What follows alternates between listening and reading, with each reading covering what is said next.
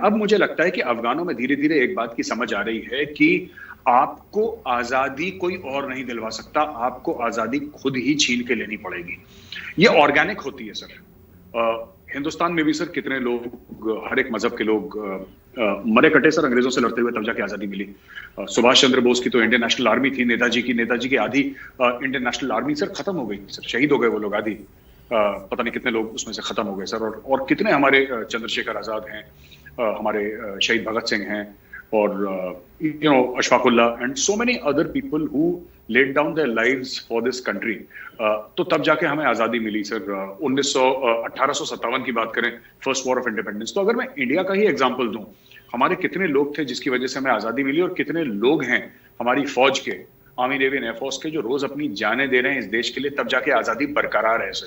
क्योंकि एक बार आजादी मिलने से कुछ नहीं होता। अफगानिस्तान को भी 100 साल पहले मिल चुकी थी आजादी सर।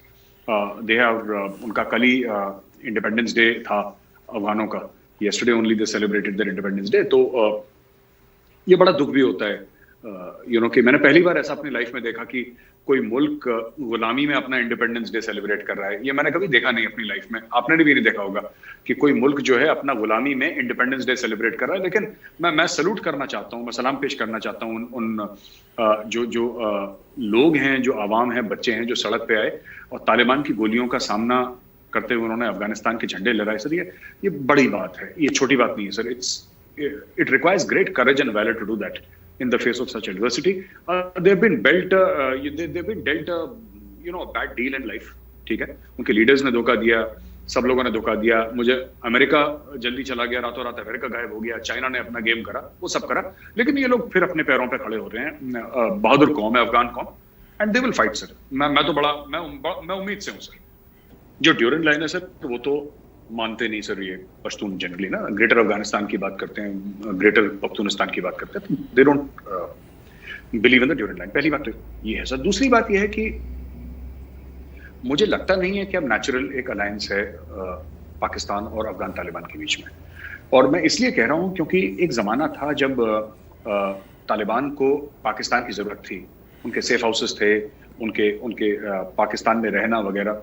अब ये तालिबान जो है सर, ये तालिबान ने काफी, आपने देखा होगा कि किस तरीके से, ऐसी बात तालिबान ने कभी नहीं करी जैसे अभी तालिबान बात कर रहा है कि ट्रेड भी चलनी चाहिए, औरतें भी काम करेंगी, वो चाहे झूठी बोल रहे हो, चाहे स्क्रीन सेवर हो। Fact of the matter is that ये तो है वहां पे ना सर। बात तो कर ही रहे हैं वो लोग। क्यों बात कर रहे हैं? क्योंकि ये तालिबान सर, ये सोशल मीडिया समझता है, ये मेन स्ट्रीम मीडिया समझता है, ये तालिबान जो है ये टेलीविजन का पावर समझता है सर, ये ट्विटर का पावर समझता है, फेसबुक का पावर समझता है। इसको पता है कि नैरेटिव बिल्डिंग क्या है, पब्लिक ओपिनियन क्या है, क्योंकि ये 20-21 साल भटके हैं। और ये थोड़ा सा दीन दुनिया वाला तालिबान है, जिसने दीन दुनिया देखी है, जिसको पता है कि सब दुनियादारी क्या है, इस तालिबान को पता है। वो करेंगे वही चीज जो उनकी फितरत में है। अभी भी गोलियां चला रहे हैं क्राउड के ऊपर, वो बदलेंगे नहीं, लेकिन अब उनको पता है कि दुनिया की तरफ मैसेजिंग क्या होनी चाहिए।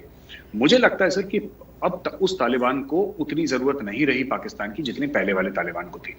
क्योंकि मैं आप ही के प्रोग्राम में मैंने पहले भी बोला था सर कि अब देखिए, ये जब चीन में गए थे सर, चीन के विदेश मंत्री से मिलने के लिए, जो एक्सटर्नल अफेयर्स मिनिस्टर है वांग यी, तो किसी पाकिस्तानी के थ्रू नहीं गए सर, डायरेक्टली इनको कॉल आया। इनको रशिया से, अमेरिका से, इंडिया से, तजाकिस्तान से, ईरान से, इनको डायरेक्टली कॉल आ रहे हैं। तो जो पाकिस्तान हर समय जो पैसे खाता था सर बीच में बिचौलिया बनने के, याद है आपको 50-60s में उसने पैसे बीच में खा लिए थे अमेरिका और चाइना को आपस में मिलवाने के। तो पाकिस्तान हर समय वो ट्रेडर वाला काम करता है, ये कमीशन एजेंट जो होते हैं ना सर, कि मैं कमीज बनाता हूं, आपको बल्क में कमीज खरीदनी है, तो हम दोनों की मीटिंग कराई और 2% ले लिया। वो पाकिस्तान का गेम रहा है, क्योंकि पाकिस्तान का भी इंडस्ट्री तो ठप बैठी है सर, उन्हें करना कुछ है नहीं, ये बिचौलियापन का काम करना है। तो अब क्या है कि this Taliban does not require Pakistan. हाँ, इनके रिश्तेदार हैं, इनके पर्सनल बॉन्ड्स हो सकते हैं, और इनकी इमोशनल अटैचमेंट भी थोड़ी बहुत पाकिस्तान के साथ हो सकती है, हम इसके इनकार नहीं कर सकते। लेकिन जहां तक सत्ता में रहने की बात है, जहां पे पॉलिटिकल पावर की बात है, जहां पे सपोर्ट की बात है, आप एक बात बताइए सर, इनको चाइना ने रिकॉग्नाइज कर लिया, ठीक है साहब, इनको चाइना ने रिकॉग्नाइज कर लिया। चाइना ने बोला हम मैसिव इन्वेस्टमेंट करेंगे अफगानिस्तान में। अब आप बताइए, चाइना के साथ इनका बॉर्डर मिलता है, इनको पाकिस्तान चाहिए, किस लिए चाहिए सर? रशिया ने बोला कि they are good people, they are sensible people, है ना जी। आमू दरिया पार करके तो आए थे रशियंस 79 में, फिर आमू दरिया पार करके 89 में चले गए, 10 साल के लिए यहाँ पे आए थे। रशियंस आर सेइंग, जो यूएसएसआर था अब रशिया है टूट के, वो कह रहे हैं कि दे आर सेंसिबल पीपल। कल अगर इनको रशिया रिकॉग्नाइज कर लेता है, इनके पास इनके जिसका दोस्त रशिया हो, जिसका दोस्त चाइना हो, दोनों permanent members of the United nation security council, ठीक है, दोनों अपने लेवल पे सुपर पावर्स, ठीक है। अमेरिका को लोन सुपर पावर मानते हैं, लेकिन Russia is also no less a power, Russia is still a very big power, China is an economic power house, ठीक है सर। आपको उनको क्यों चाहिए पाकिस्तान, किस लिए चाहिए पाकिस्तान? क्या पाकिस्तान दे, कैसे? पैसे दे नहीं सकता उनको पैसे दे नहीं सकता, उनको पाकिस्तान से हथियार नहीं चाहिए। भाई आपको चाहिए होंगे, आप रशिया से मांग लेंगे ना। और रशिया को अफगानिस्तान आने के लिए पाकिस्तान से आने की जरूरत नहीं है, चाइना को अफगानिस्तान आने के लिए पाकिस्तान की जरूरत नहीं है। तो पाकिस्तान तो बस देखिए, पाकिस्तान का जो सेल बाय डेट जिसको कहते हैं ताहिर साहब, वो खत्म हो गई है, ठीक है। अब वो ठीक है, जो थोड़ी बहुत है दिल की बातें हैं, इतने साल रहे हैं पाकिस्तान, कोई पाकिस्तान में जिसके बच्चे पैदा हुए हैं, वो थोड़ा बहुत इमोशनल अटैचमेंट है। लेकिन जो हम रियल बात करते हैं पॉलिटिक्स की, हम बात रियल करते हैं सत्ता की, रूलिंग की, उसके लिए उनको पाकिस्तान की जरूरत अब नहीं है इस तालिबान को। 2-3 कारण हैं, वजूहात हैं क्यों पाकिस्तान खुश है। पहली चीज तो पाकिस्तान को यह लगता है कि अशरफ गनी उनके खिलाफ था, जो कि हो सकता है सच्ची हो। अशरफ गनी उनके खिलाफ था, जो उनका जो मुखालफत करता था, अब वो चला गया, एक ये खुशी है। दूसरी चीज, पाकिस्तान हर समय इंडिया को ब्लेम करता आया है कि भारतीय एजेंसियों ने क्या करा है कि हर समय अफगानिस्तान की जमीन इस्तेमाल करी है पाकिस्तान के ऊपर अटैक करने के लिए, चाहे तहरीक तालिबान पाकिस्तान हो या कोई भी अन्य टेररिस्ट आउटफिट हो। भारत ने ऐसा अफगानिस्तान की जमीन से, ऐसा पाकिस्तान का मानना है सर। और तीसरी सबसे बड़ी बात है कि उनको कहीं ना कहीं ये लगता है कि जो कश्मीर है और तालिबान उनके लिए कश्मीर आजाद कर देगा, ये उनके मन की बातें हैं। ये 2-3 चीजें हैं सर। तो मैं इसको ब्रीफली बता दूं कि सबसे पहली बात तो सर कि अशरफ गनी अगर उनके खिलाफ है तो ठीक है, कोई बात नहीं, इनकी भी डिप्लोमेसी कमजोर है पाकिस्तानियों की, और इन्होंने कभी अफगानिस्तान के लिए काम नहीं करा सर। आप एक नॉर्मल अफगान से पूछिए, जब उनके इंडिपेंडेंस डे के झंडे लगाए गए थे, तो आम अफगानों ने पाकिस्तान हाय हाय, पाकिस्तान मुर्दाबाद के भी नारे लगाए थे सर वहां पे। They had those things sir. तो उन्होंने नारे भी लगाए वहां पे, और तो एक हेट्रेड है पाकिस्तान के लिए एक आम अफगानी की नजर में। हम तो चाइना जैसे नहीं है सर। हमने $3 बिलियन का अगर हमने इन्वेस्टमेंट वहां पे करा तो इन्वेस्टमेंट था नहीं, क्योंकि इन्वेस्टमेंट में रिटर्न होती है सर। इन्वेस्टमेंट में आप कहते हैं कि मैंने 3 बिलियन लगाए, मुझे 6 बिलियन चाहिए या 4 बिलियन चाहिए, मुझे कुछ वापस चाहिए।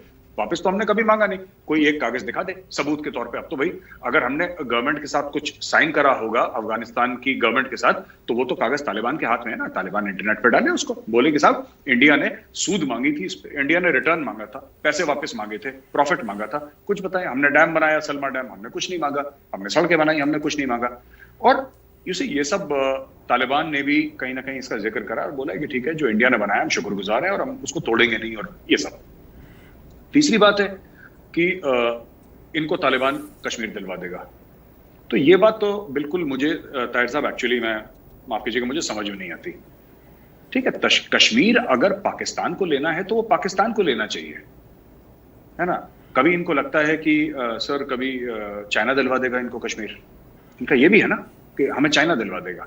फिर इनको कभी लगता है तुर्की दिला देगा, फिर कभी लगता है मलेशिया दिला देगा, फिर इनको लगता है कि OIC, organization of Islamic cooperation की जो कंट्रीज हैं वो दिलवा देंगी। फिर इनको अब आजकल इनको लगने लगा है कि तालिबान, उम्मीद इनको सबसे है सर।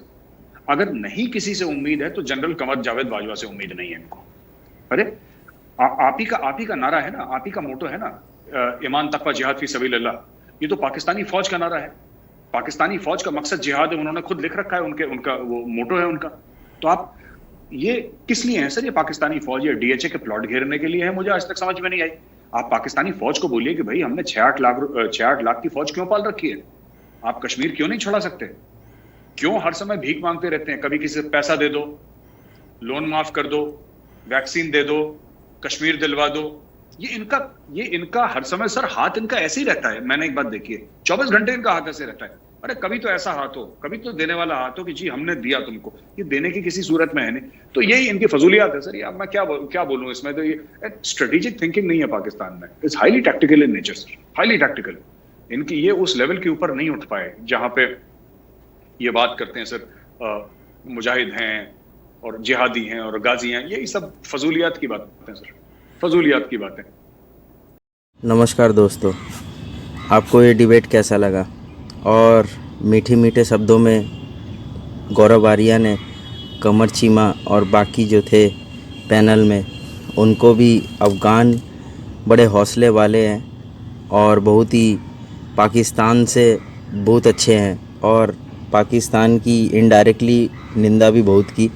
और जैसा कि आप जानते हैं, कमर चीमा का मुंह तो देखने लायक है और ऐसा लग रहा है कि हर बात पर मेजर गौरव आर्या के बातों से एग्री है, पर ऐसा कुछ नहीं है। कमर चीमा मन ही मन सोच रहे हैं कि गौरव आर्या अफ़गानिस्तान की तारीफ़ कर रहे हैं और हमारी बुराई कर रहे हैं, और ऐसी बुराई इनकी रोज़ करनी चाहिए।